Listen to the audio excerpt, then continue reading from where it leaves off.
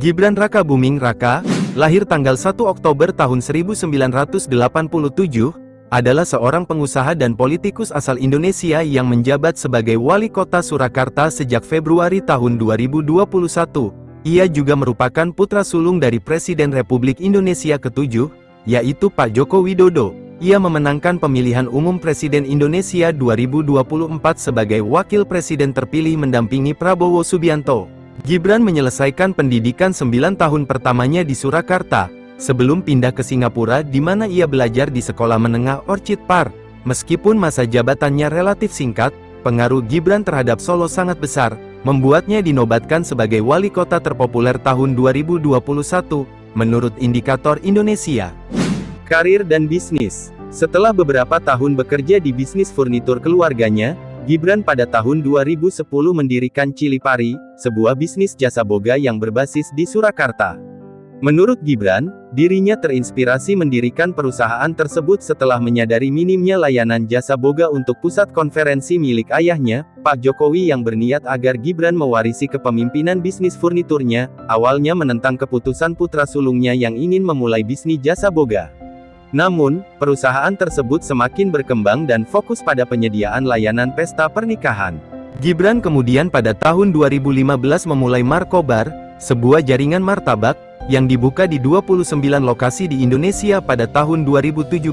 Pak Jokowi mengatakan pada tahun 2017 bahwa meskipun awalnya dia tidak menyetujui bisnis makanan putranya, keuntungan perusahaan Gibran akhirnya dinilai lebih tinggi daripada perusahaan furnitur miliknya. Kekayaan Gibran yang diajukan pada 2020 sebagai syarat mencalonkan diri dilaporkan sebesar 22,1 miliar rupiah.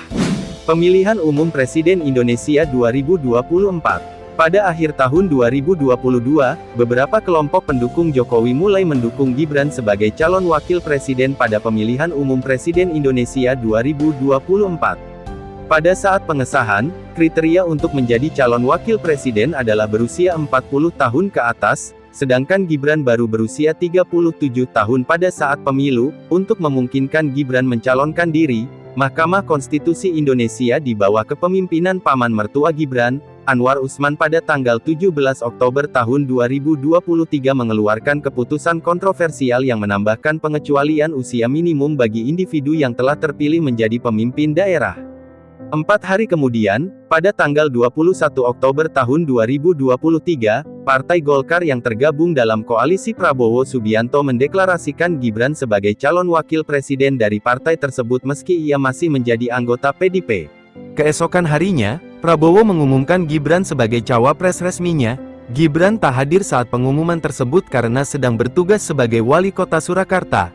Dia kemudian mengirimkan surat kepada ayahnya, sang presiden, meminta izin dan maju untuk mendaftar sebagai calon wakil presiden karena kekecewaan PDIP yang menahan diri untuk memecat Gibran di tengah tekanan dari beberapa kader karena langkah tersebut dapat merugikan prospek partai tersebut pada pemilu 2024. Namun langkah hati-hati tersebut untuk menghindari kemarahan para pemilih pro-Jokowi, gagal menghentikan migrasi pendukung yang seharusnya mendukung kandidat PDIP, menjadi beralih mendukung pasangan Prabowo Gibran. Isu politik dinasti. Ketika Gibran mendaftarkan diri sebagai bakal calon wali kota Surakarta dari PDIP untuk pemilihan wali kota Surakarta periode tahun 2020 sampai tahun 2025, ia segera mendapat kritik dari pengamat tentang tuduhan praktik politik dinasti dalam keluarga Joko Widodo yang pada saat itu masih menjabat sebagai presiden. Sementara, Gibran sendiri pernah menolak keberadaan dinasti politik di Indonesia. Selain itu, sejak awal terdapat peraturan pemilu yang menghambat pencalonan Gibran sebagai kepala daerah. Isu mengenai politik dinasti dan nepotisme yang dilakukan oleh keluarga Joko Widodo semakin dibahas oleh publik tatkala Gibran ditetapkan sebagai cawapres mendampingi Prabowo pada Oktober tahun 2023. Meskipun begitu, beberapa pengamat menegaskan bahwa hal tersebut tidak dapat disebut sebagai politik dinasti karena keputusan akhir tetap berada di tangan rakyat. Jokowi sendiri dalam sebuah wawancara menyatakan bahwa hasil dari pemilihan umum tersebut, yang menentukan, hasilnya adalah rakyat, bukan elit, dan bukan partai. Kehidupan pribadi. Pada tanggal 11 Juni tahun 2015, Gibran menikah dengan Sally Ananda, pemenang kontes kecantikan Putri Solo, Miss Solo, 2009. Mereka bertemu saat Gibran menjadi juri kompetisi itu. Pada tanggal 10 Maret tahun 2016, pasangan ini dikaruniai seorang putra bernama Yan Etes Srinarendra. Pada tanggal 15 November tahun 2019, istri Gibran melahirkan seorang putri di Rumah Sakit Muhammadiyah Surakarta, yang kemudian diberi nama Lalembah Manah. Terima kasih telah menonton video ini. Jika kalian suka video ini, silahkan like dan subscribe.